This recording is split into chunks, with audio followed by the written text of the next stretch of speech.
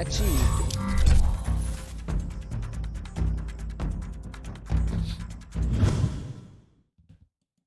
What is up, everybody, and welcome to Studio de Jeffrey de Quarantine.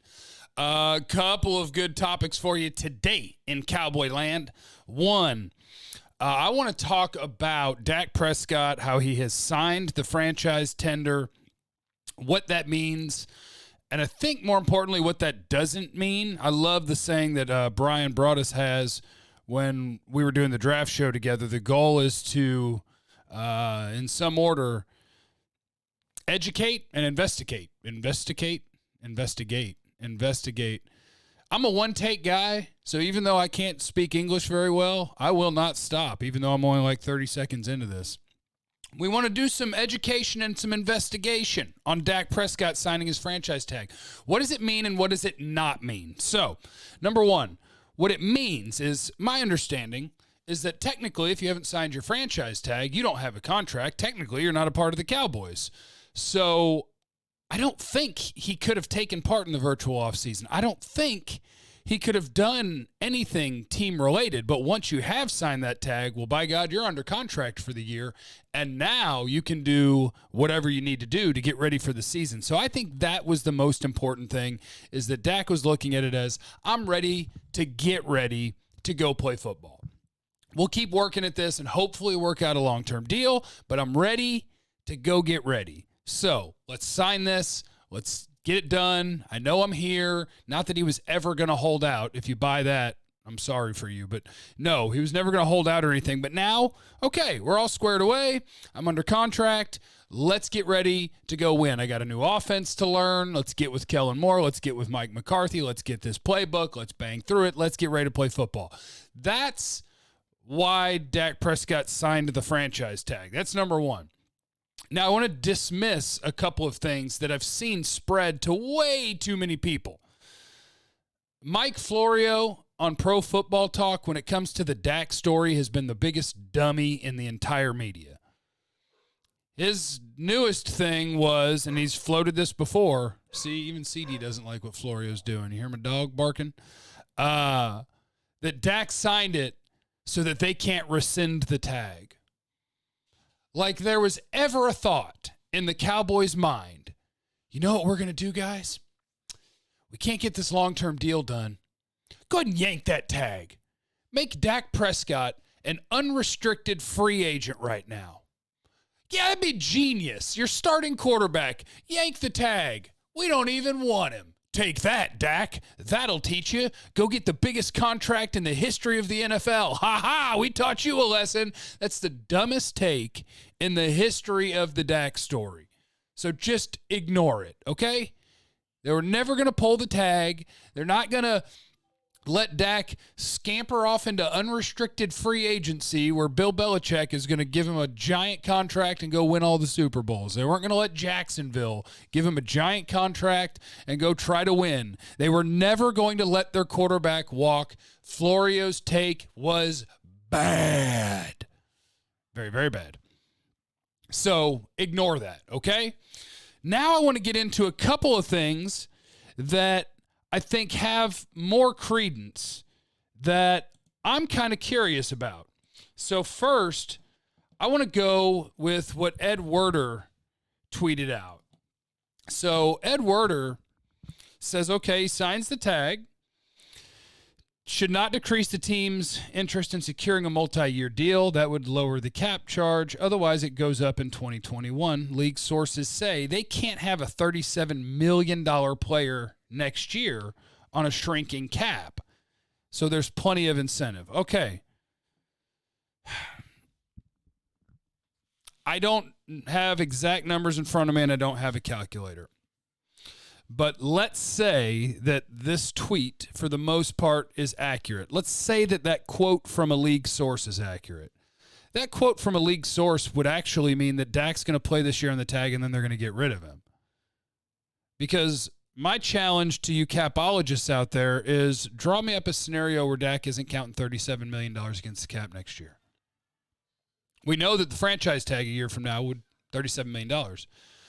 But what he's saying is get a long-term deal done so that he doesn't count $37 million against the cap a year from now with coronavirus stuff and cap may be going down. Hi, CD. Oh, you coming up? You want to be on video? Say hi, CD. Say hi, CD. So, all right, let's say they get a long-term deal done. Just for fun, right? They get a 4 or 5 year long-term deal done with Dak. It's $35 million a year, give or take, right? All right, let's start doing math. In year 1, maybe they do want to save some money. So this is the way a lot of teams would do it. So let's say in year 1, he's got a cap hit of $27 million. You know, they don't want to go the full 35 cap hit in the first year because people love to save money. And the year that they do that so that they can do other things, let's say it's 27, all right? Now let's say it's a 4-year deal. 4 years, $140 million, it's $35 a year. We account for 27 in the first year. So over the next 3 years, we have to make up that extra $8 million. So it's 35, 35, 35, and then you split 8 3 ways is, what's that, 2.5, 2.67 or something like that. So now you add 2.67 to 35 for each of the other 3 years, and guess what you're paying in year 2? $37 million. I don't see, and maybe I can ask my buddy KD Drummond, who's my cap expert. He can draw up a contract right this second, but I don't see how he ain't counting $37 million no matter what. Tag, long-term deal, whatever. I mean, unless you want to have massive balloons somewhere else in the contract, Dak's counting $37 million against the cap. Not this year, but next year. That's happening. Unless you're getting rid of him, unless that's what that league source means. But they're talking about getting a long-term deal done so he doesn't cost $37 million. I don't know how that's possible.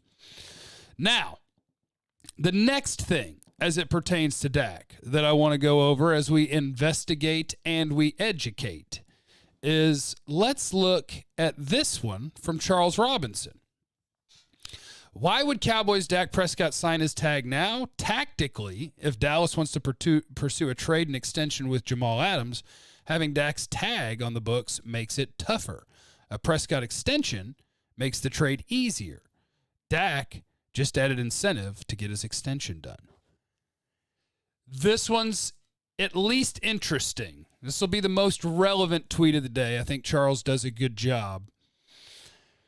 But Dak is now on the books for over $31 million. His franchise tag is now on the books, and the Cowboys have over $11 million in cap space right now. If you traded for Jamal Adams right now, do you know how much he would count against your salary cap? I think people have this idea that because we're talking about a big extension, that Jamal Adams would cost you $15 million.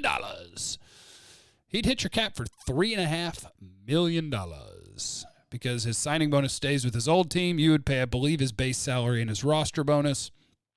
So he'd count for $3.5 million. Jane Slater said yesterday he may be willing to bend to go to the team he wants. And Calvin Watkins had reported that maybe he doesn't need his extension right away if he goes to a team that he desires. So if you traded for Jamal Adams, would you want to have it in your future that you're going to extend him? Absolutely you would.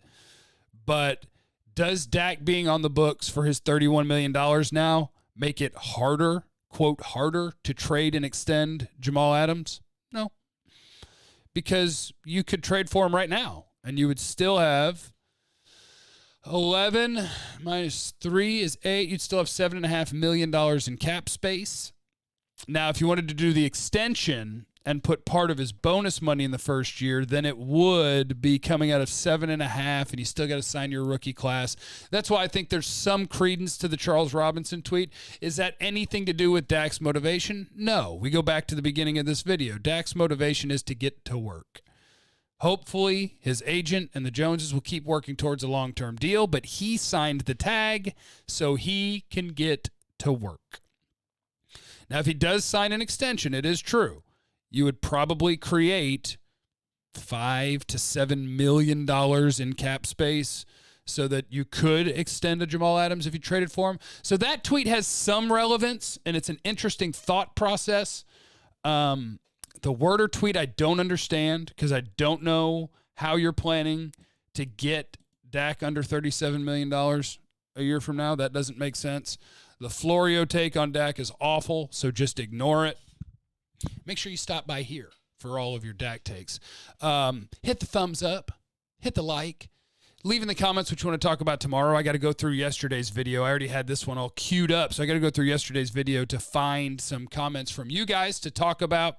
Probably make another video right now because I got time today. Golf got canceled. Rained out. Subscribe, youtube.com/Jeff Kavanaugh. Turn on the notifications. Don't miss a video. I appreciate all you guys for listening and watching. And now I'm going to go dig through your comments from the last video to try to put together the next video and also do the 10 reasons the Cowboys will be a dumpster fire this year. That'll be here next. All right. I'll see you in a minute.